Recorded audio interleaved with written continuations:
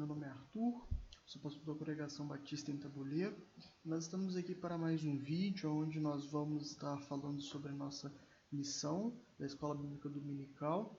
Nós temos estudado nas últimas semanas, nos últimos meses, na verdade, sobre o livro de Gênesis, onde nós vimos desde a criação do mundo e agora nós estamos acompanhando a trajetória dos vários patriarcas de Israel, Abraão, depois Isaac, Jacó e agora seu filho José.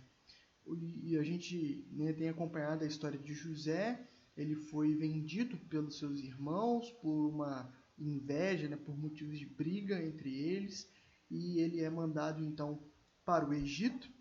E lá no Egito ele vem a se tornar um escravo de um comandante muito importante, Potifar.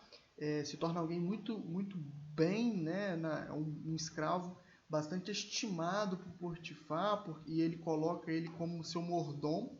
Mas um incidente de injustiça acaba levando José a ir para a prisão, que é o fato de que ele, por ser muito bonito, ele é desejado pela esposa de Potifar, e essa deseja adulterar com ele. Ele se recusa, e aí ela o incrimina e acusa ele diante do seu esposo, e o seu esposo então o leva para a prisão.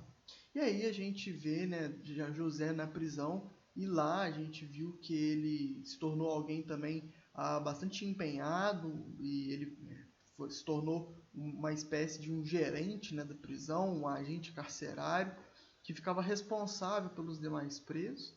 E aí nós vimos na última lição que houve sonhos, o copeiro e o padeiro de Faraó foram para a prisão, e lá eles tiveram sonhos e José conseguiu interpretar esses sonhos. E aí o texto de hoje, que é Gênesis 41, o capítulo 41 de Gênesis, vai dizer que passou-se 2 anos depois desse incidente do copeiro e do padeiro mor.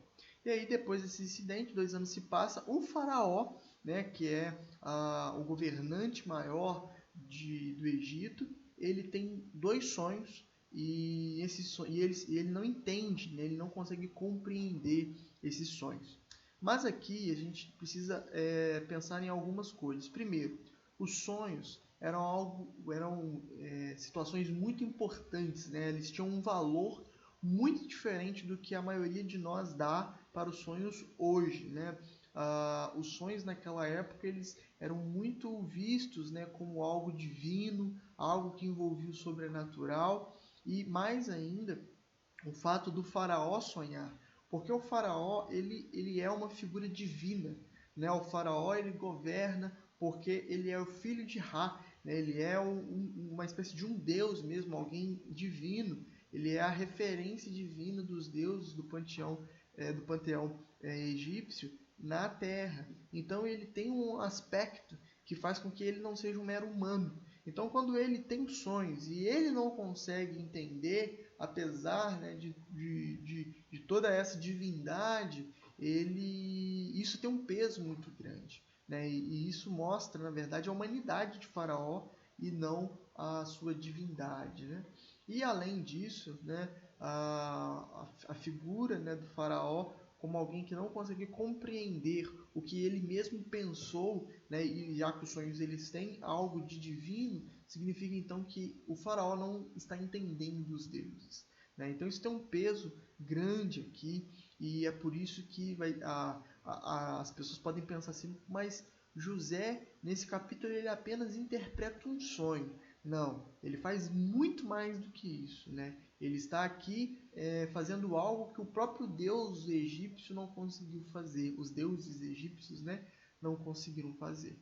Mas basicamente o sonho de Faraó são 2 sonhos que são como a gente vai ver, que era, no primeiro sonho, era 7 vacas gordas, bem cuidadas, e depois 7 vacas magras, e as vacas magras devoram as vacas gordas. E depois 7 espigas, espigas boas, bonitas, viçosas, e 7 espigas feias, mirradas. E as espigas feias e mirradas consomem, devoram as espigas bonitas, viçosas. E esses 2 sonhos, ele não entende, ele chama todos os sábios do Oriente para interpretar do Oriente, não, do Egito para interpretar, e eles não conseguem. E então o copeiro, né, que havia tido o seu sonho interpretado por José, se lembra de José. E aí ele, né, percebe que ele tinha esquecido de José, e aí ele fala, olha, tem um hebreu lá na cadeia que interpretou o meu sonho, e aconteceu exatamente aquilo que eu fiz, aquilo que ele falou, né? Então aconteceu exatamente o que ele interpretou. E aí José então é trazido à presença do faraó e ele então vai interpretar o sonho do faraó. Só que uma coisa muito interessante é que José fala que não é ele quem interpreta, mas é Deus quem dá a interpretação. Então isso muda tudo.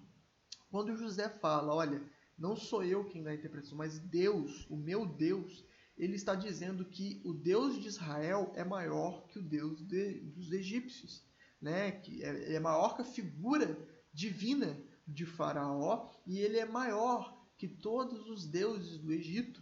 Por quê? Porque ele é o único capaz de dar a resposta, né? De interpretar o sonho do faraó, de dar uma resposta satisfatória ao sonho do faraó. Então, quando José diz isso, ele não está falando, né, como a gente às vezes fala para alguém, ah não, Deus pode resolver seu problema. Aqui é muito mais profundo, muito mais problemático, porque ele está afrontando o Deus dos egípcios. Então José ele tem muita coragem quando ele diz isso. E o faraó aceita. E o faraó aceita, ele tem o seu sonho interpretado, e aí José ainda dá uma decisão e fala, olha, basicamente os 7 anos das as vacas gordas e as espigas bonitas, né, viçosas, são 7 anos de muita fartura, e as vacas magras e as espigas magras são anos de seca. E esses anos vão devorar, né, os anos de fartura.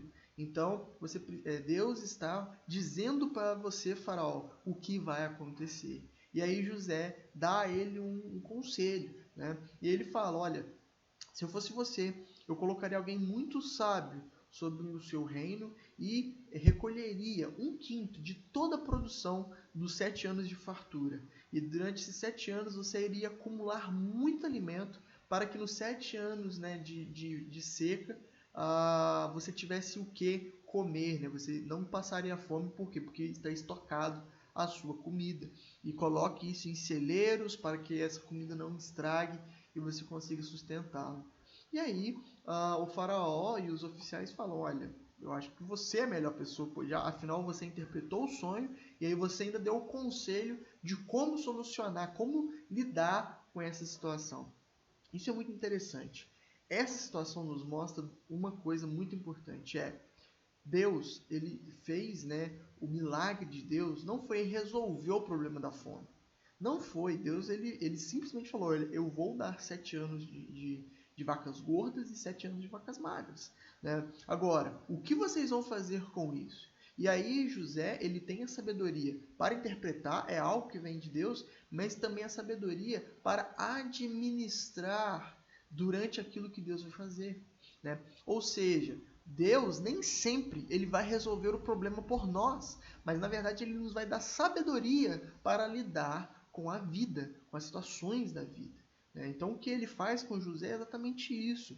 José, ele é um bom administrador, a gente viu isso na casa de Potifar, a gente viu isso lá na prisão, né? E agora ele vai ser um bom governante, né? E ele é colocado como governante sobre o Egito. Por quê? Foi um milagre de Deus? Sim, foi um milagre de Deus, porque toda a situação foi montada, né? Foi um acaso divino, né? Foi uma vontade de Deus. Né? Agora, a sabedoria de José é algo que veio de Deus, mas se José fosse alguém relapso, alguém que não refletisse naquilo que ele fazia, que não planejasse, que não agisse com sabedoria, se ele fosse um insensato, né? Isso não ia acontecer.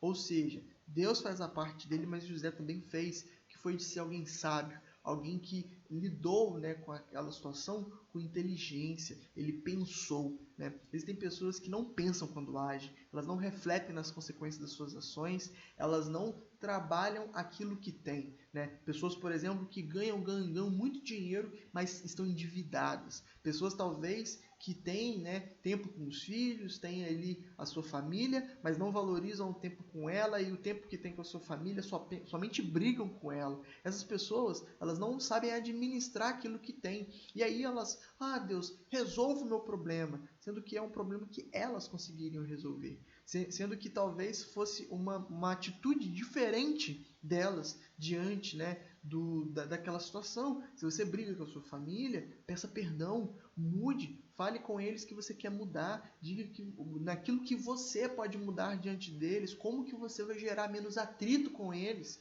É simples, né? Não é simples, mas assim, é uma mudança de direção que é simples, é só pensar um pouco, né? Se você está endividado e ganha dinheiro e está endividado, é simples, para de comprar. Eduque-se financeiramente. Isso, Deus não precisa fazer chover dinheiro do céu para você melhorar a sua situação. Da mesma forma que Deus, ele não precisa simplesmente apagar os seus erros para você ter paz com a sua família.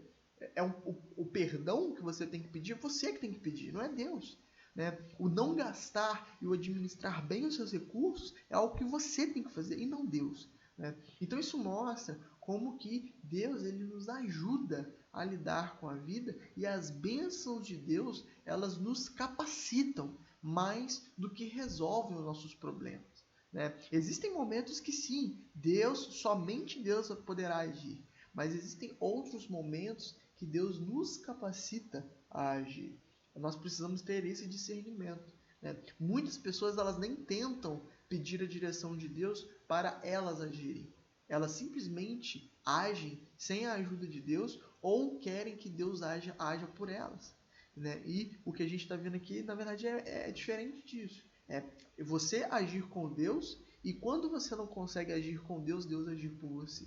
Então, é uma visão completamente diferente de muitas pessoas atualmente. E aí José, então, ele é colocado como governador, ele administra, e aí ele cumpre uma promessa de Deus para os patriarcas, que era: em ti serão benditas todas as famílias da terra. Então José ali, ele é o governador do Egito, e ele faz com que todas as famílias da terra não morram de fome, porque ele tinha guardado comida, então ele tinha comida agora para poder vender para essas pessoas e sustentar essas pessoas, para que elas não morressem de fome.